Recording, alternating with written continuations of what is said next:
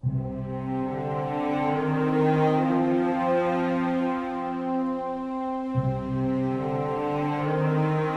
مارس 2011 سوریه هم در بهار عرب علیه دیکتاتوری اسد قیام می کند و تظاهرات مسالمت‌آمیز مردم توسط رژیم به خاک و خون کشیده می شود.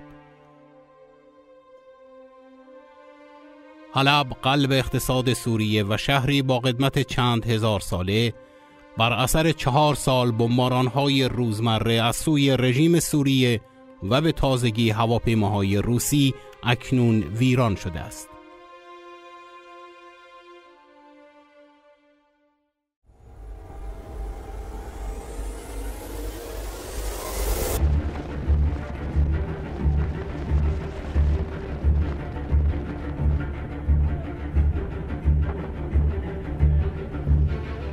دفاع مدنی که به کلاه سفیدهای سوری هم شناخته می شوند، تنها گروه های نجات فعال در این شهرند. این گروه ها که از افراد داوطلب تشکیل شدند برای نجات جان انسان ها خود را به اماکنی می رسانند که تحت بمباران قرار گرفتند. آنها جان خود را نیز به خطر می اندازند، زیرا بمباران ها اغلب در 2 مرحله انجام می شود تا حد اکثر قربانی را بر جای بگذارد. در تصاویری که مشاهده می کنید گروه‌های نجات به دلیل تهدید دومین حمله هواپیماهای روسی از صحنه خارج می شود.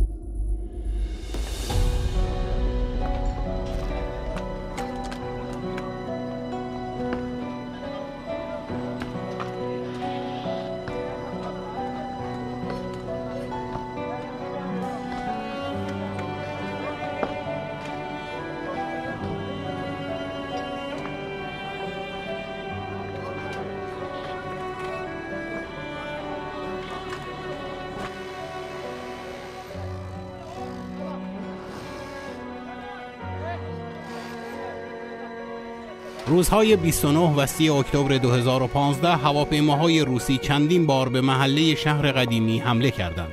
تقریباً 50 نفر از جمله چندین کودک کشته شدند.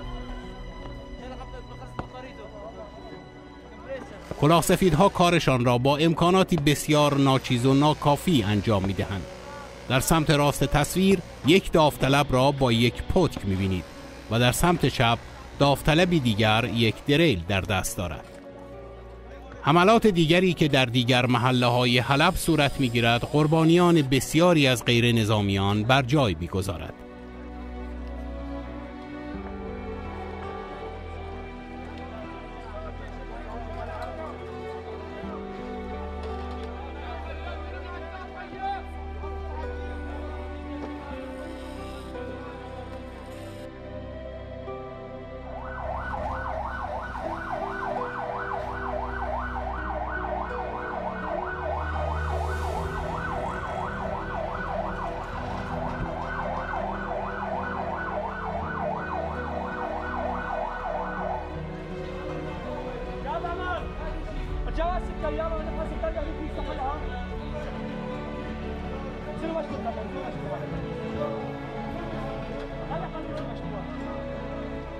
همه داشتن کارشون رو می‌کردند که هواپیماهای روسی بمباران رو شروع کردند. حمله اول و بعدم حمله دوم. خونه‌های اطرافمون نابود شد. می‌بینید همینجا یک خانواده بود. مادر، پدر، یک دختر و چند تا پسر. همشون کشته شدند. از دیروز داریم با گروه‌های دفاع مدنی تلاش می‌کنیم اجسادشون رو از زیر آوار بیرون بیاریم.